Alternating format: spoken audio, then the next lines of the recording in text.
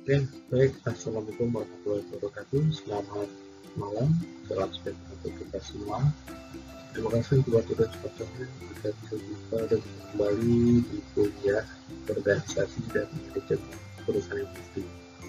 Dan sebelumnya terima kasih kepada dosen kami, Ibu Puji Oktaviani, MT, yang memberikan kesempatan kami untuk menyampaikan materi dari mata kuliah organisasi dan manajemen perusahaan industri, yaitu The Social Statistics.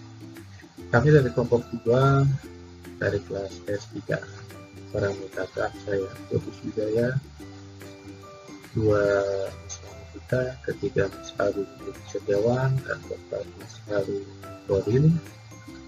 Di sini kita akan menyampaikan materi tentang tanggung jawab sosial statistics. Yang pertama dari tanggung jawab, di sini ada namanya corporate social responsibility.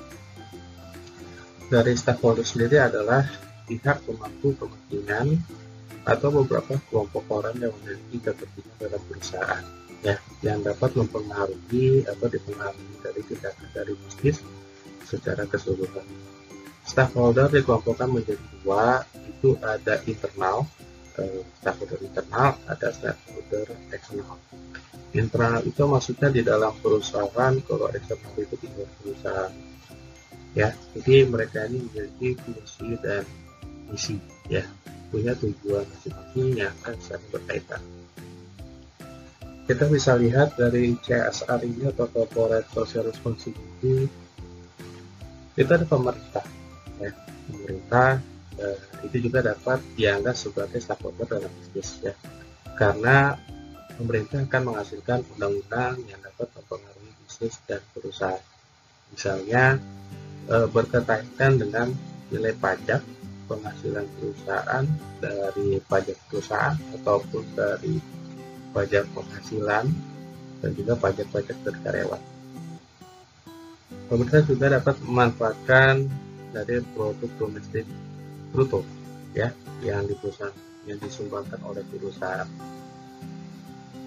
Juga ada pemerintah itu di luar, di dalam ada karyawan internal. Karyawan dapat melakukan pekerjaan di perusahaan secara organisasi. Para pemilik harus memiliki tanggung jawab sosial. Jadi karyawan juga memiliki tanggung jawab secara sosial, seperti memberikan fasilitas yang nyaman. Perusahaan akan memberikan fasilitas yang nyaman kepada karyawan, memberikan gaji yang sesuai dengan perjanjian yang sudah ada sesuai kontrak. Terus juga ada pelanggan. Pelanggan ini konsumen, ya, kurang lebih sama dengan konsumen. Konsumen adalah raja dulu, ya, sekarang berubah menjadi konsumen adalah kita. Bahwa konsumen adalah kita, berarti perusahaan harus menjadi rekan bagi mitra-mitranya, bagi para konsumen untuk pendekatan. Perusahaan berusaha memberikan manfaat yang baik dan menjual produk jasa kepada konsumennya, agar harapannya menjadi repeat order dari mereka. Onward itu adalah internal. Perusahaan harus melibatkan pemegang saham ataupun investor. Pembuatan sebuah keputusan di perusahaan, karena perusahaan memiliki tanggung jawab berkaitan dengan keputusan investor, ya. Dan ada lingkungan, itu bagian eksternal dari CSR, dari stakeholder ini adalah jawaban sosial. Ini berkaitan dengan kelestarian lingkungan, terus juga pendidikan, kesehatan, ataupun fasilitas umum yang perusahaan akan berikan kepada masyarakat. Dari stakeholder kita masuk ke etika bisnis dan juga tanggung jawab sosial.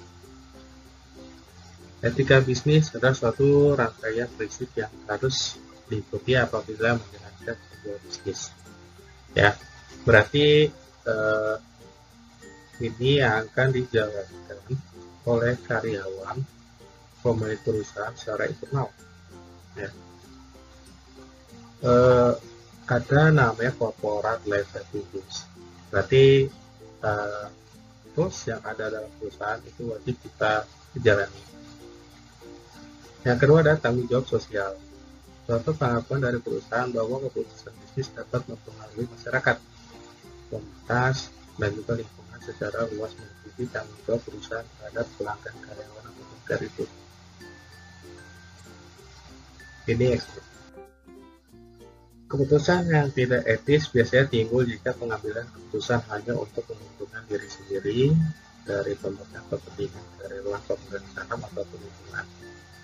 Ya, jadi tidak imbang ataupun tidak etis bahwasanya satu keputusan itu hanya memiliki satu pihak saja. Contoh, perusahaan hanya mementingkan keuntungan tapi tidak memperhatikan kesejahteraan pada karyawan, itu juga tidak etis, ya. Ataupun juga karyawan yang memikirkan keuntungannya saja tapi tidak memperhatikan kondisi perusahaan, ya. Praktek bisnis yang tidak etis juga dapat berpengaruh tidak baik terhadap perusahaan, ya. Jadi kalau misalkan kita melakukan etis yang bisnis yang kita langgar, itu juga akan mempengaruhi dari kita, dan perusahaan akan terlihat jelek di nilai masyarakat ataupun di perusahaan lain. Tanggung jawab kepada pelanggan, nah ini tanggung jawab kita sebagai pemilik perusahaan kepada pelanggan kita. Pelanggan jauh lebih luas daripada hanya menyediakan barang atau jasa. Perusahaan mempunyai tanggung jawab ketika memproduksi ataupun membuat barang. Praktek tanggung jawabnya meliputi tanggung jawab produksi. Yang pertama, produk yang harus diproduksi dengan keyakinan menjaga keselamatan pelanggan. Label peringatan harus ada guna mencegah kecelakaan karena seorang dalam penggunaan adanya efek samping. Jadi setiap barang yang akan kita sajikan, kita jual, itu harus terukur, ya, terukur, tapi punya quality control sendiri. Kita pastikan barang kita dalam kondisi yang baik, terus juga labelnya juga kondisi yang baik, ataupun secara prosedur penggunaan juga itu harus tertera dengan baik. Jangan sampai pada saat kita sudah jual, pelanggan kita akan kesulitan dalam menggunakan ataupun menjadi kata pada menggunakan. Yang kedua, tanggung jawab penjualan. Perusahaan tidak melakukan strategi penjualan yang terlalu agresif ataupun iklan yang menyesatkan, perlu survei kepuasan pelanggan di mana diperlakukan sebagai berikutnya. Nah, jadi jangan sampai barang yang akan kita jual diiklankan, tapi iklannya itu adalah bohong, ya. Itu juga tanggung jawabnya tidak etis.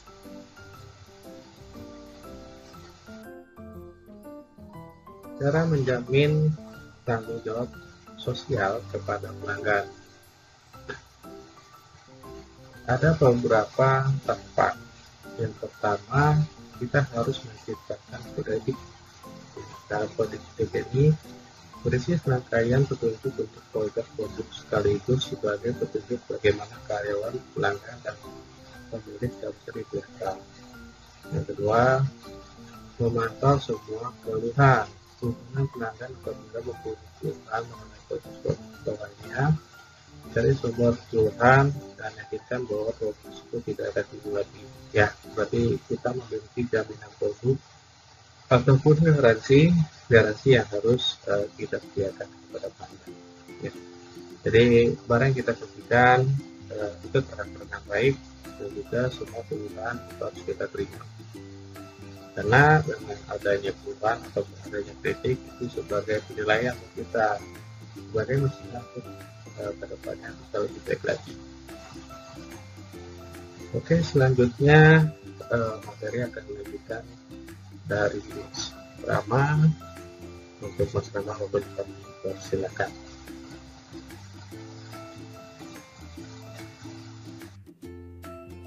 Cara konsumerisme menjamin tanggung jawab terhadap pelanggan. Jadi tanggung jawab kepada pelanggan itu didorong oleh sekelompok konsumen tertentu. Konsumerisme mewakili permintaan kolektif dari pelanggan di mana bisnisnya itu memenuhi kebutuhan mereka.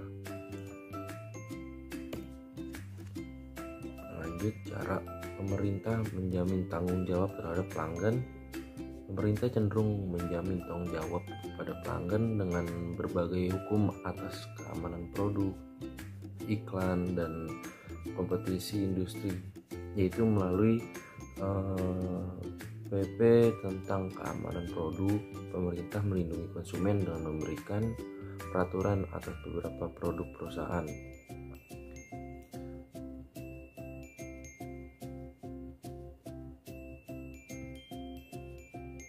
Lanjut, dari PP tentang periklanan, pemerintah menciptakan hukum yang melarang iklan yang menyesatkan. PP tentang kompetisi industri, pemerintah mempromosikan persaingan di seluruh industri karena persaingan dapat menghindari penggunaan taktik penjualan yang menyesatkan serta praktik monopoli. Lanjut, B, tanggung jawab kepada karyawan.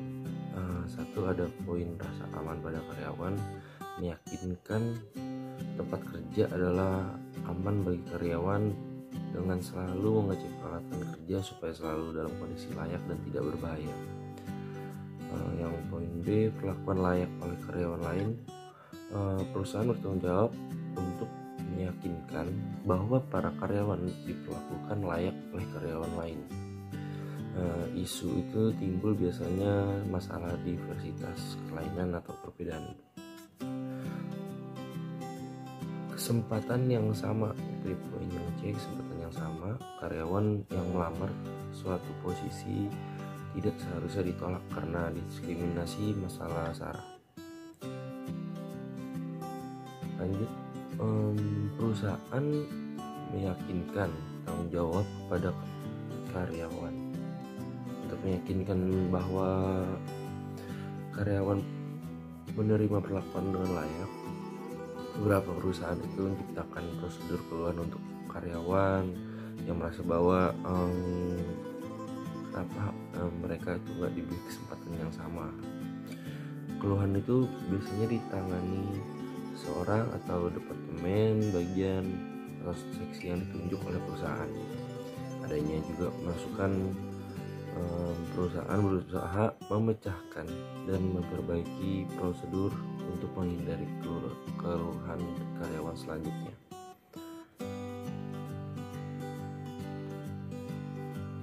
Konflik dengan pemberhentian karyawan. Pemutusan hubungan kerja atau yang biasa kita kenal PHK itu singkatannya, mungkin berguna untuk mengurangi cost karena substansial memuaskan pemegang saham. Di samping itu perusahaan juga bertahan hidup. Ini mungkin cara terbaik bagi perusahaan tetapi tidak bagi karyawan. Yang kedua, solusi terbaiknya dengan menyalurkan karyawan yang di PHK pada pekerjaan lain atau dalam perusahaan atau grup perusahaan. Biasanya kalau grup perusahaan itu di bagian industri itu banyak, karena kan pabrik itu rata-rata nggak cuma satu perusahaannya, dia ada grupnya di situ. Lanjut, yang poin yang C ya, tanggung jawab pada pemegang saham. Perusahaan bertanggung jawab untuk memuaskan pemilik saham ya kan, atau pemegang saham. Caranya itu meyakinkan tanggung jawab manajer perusahaan memonitor keputusan perusahaan untuk meyakinkan bahwa mereka membuatnya itu untuk kepentingan pemilik. Terus juga gaji karyawan dikaitkan dengan kinerja perusahaan. Dalam hal ini karyawan tinggal memfokuskan pada memaksimalkan nilai perusahaan, harga jualnya itu. Oke, kemudian cara pemegang saham meyakinkan tanggung jawab. Pemegang saham harus berperan aktif dalam mempengaruhi kebijakan manajemen perusahaan. Terlebih ketika mereka tidak puas dengan gaji para eksekutif perusahaan atau kebijakan lain. Pemegang saham yang sangat aktif umumnya investor institusi yang memiliki sejumlah besar saham. Mereka akan meminta pertanggungjawaban eksekutif perusahaan atas ketidakpuasannya. Manajer perusahaan memonitor keputusan perusahaan untuk meyakinkan bahwa mereka membuatnya untuk kepentingan pemiliknya. Gaji karyawan mungkin langsung berhubungan dengan kinerja perusahaan. Dalam hal ini, karyawan tinggal memfokuskan pada memaksimalkan nilai perusahaan. Pemilik perusahaan menyadari bahwa perusahaan akan butuh biaya untuk memenuhi tanggung jawab seperti keamanan karyawan dan perlindungan terhadap polusi. Usaha perusahaan memberikan sebuah lingkungan yang aman dan bebas polusi, mewakili biaya yang diperlukan perusahaan melakukan bisnisnya. Tahun belakangan ini telah banyak aktivitas pemegang saham, yaitu usaha aktif dari pemegang saham dalam mempengaruhi kebijakan manajemen perusahaan. Pemegang saham telah sangat aktif, terlebih ketika mereka tidak puas dengan gaji para eksekutif perusahaan atau kebijakan lain. Tanggung jawab terhadap pemegang saham terutama terhadap keterbukaan manajemen perusahaan dan upaya-upaya dalam memaksimumkan value perusahaan. Tanggung jawab itu meliputi yang pertama, perbaikan manajemen keuangan, yang kedua menghindari insider trading, pembelian sahamnya sendiri oleh perusahaan, kemudian yang ketiga menghindari misrepresentation of finance atau penyajian laporan keuangan yang salah. Tanggung jawab tersebut dilakukan secara akumulatif atau secara keseluruhan dan bukan hanya sebagian saja. Kemudian konflik dengan kompensasi eksekutif yang berlebihan. Salah satu perhatian utama pemegang saham adalah gaji yang diberikan kepada para eksekutif perusahaan, CEO, dan eksekutif lainnya. Isu ini timbul manakala perusahaan membayar gaji tinggi kepada para eksekutif. Di lain pihak, imbalan yang diterima oleh para pemegang saham atas investasinya tidak memuaskan. Kemudian yang D, tanggung jawab kepada kreditor.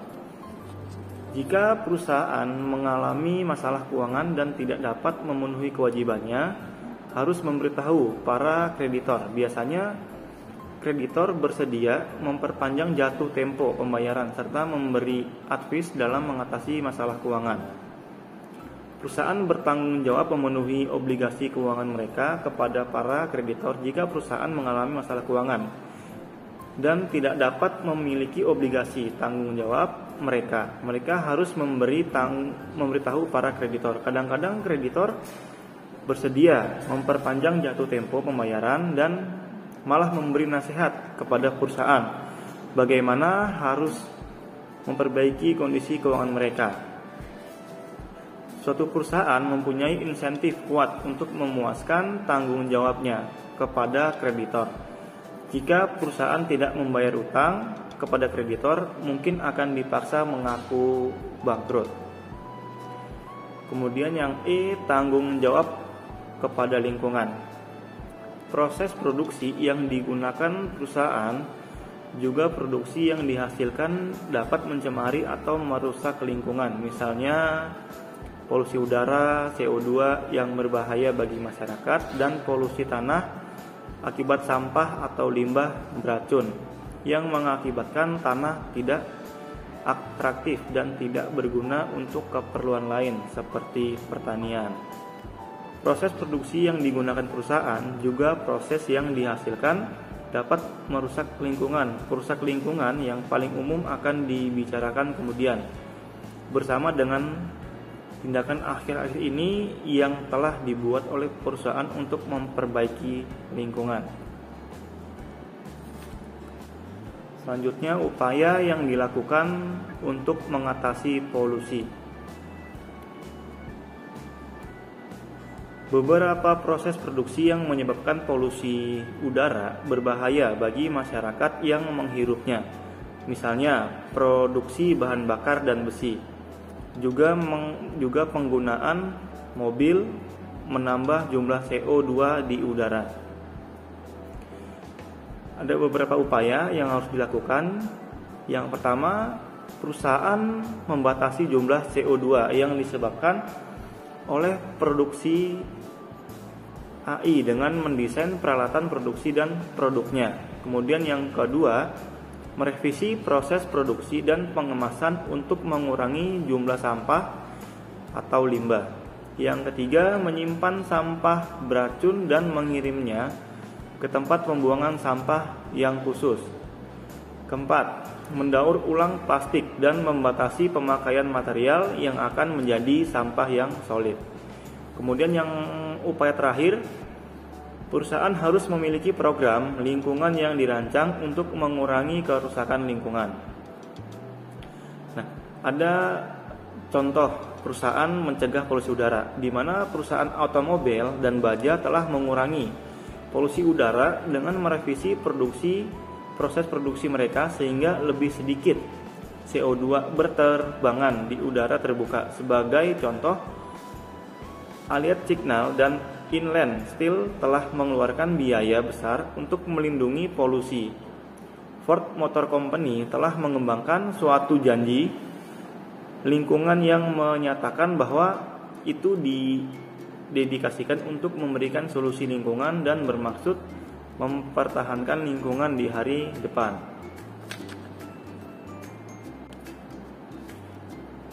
Kemudian konflik dengan tanggung jawab lingkungan. Walaupun perusahaan setuju bahwa lingkungan yang bersih diperlukan, namun masalahnya seberapa besar tanggung jawab yang harus mereka pikul untuk memelihara dan memperbaiki lingkungan.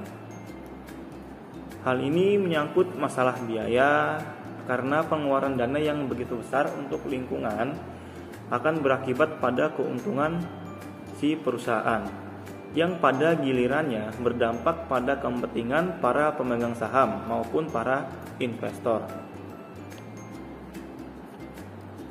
Kemudian yang F, tanggung jawab kepada komunitas.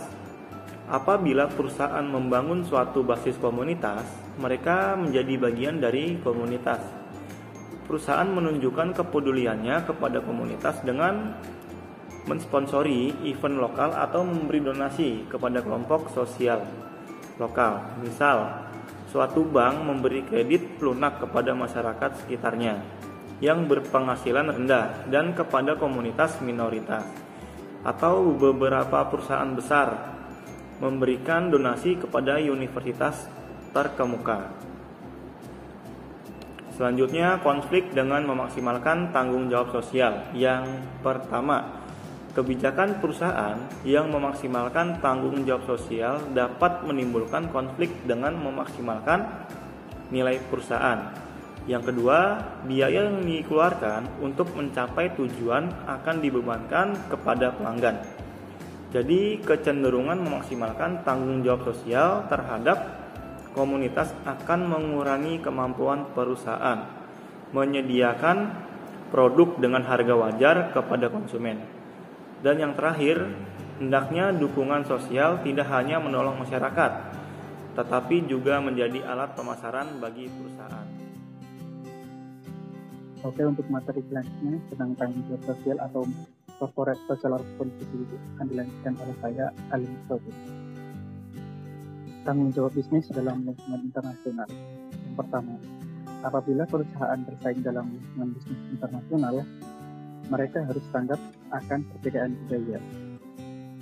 Hal ini bertujuan agar dapat lebih jauh memahami apa yang sebenarnya dianut oleh masyarakat setempat, di mana perusahaan berinteraksi dan bagaimana cara beradaptasi dengannya.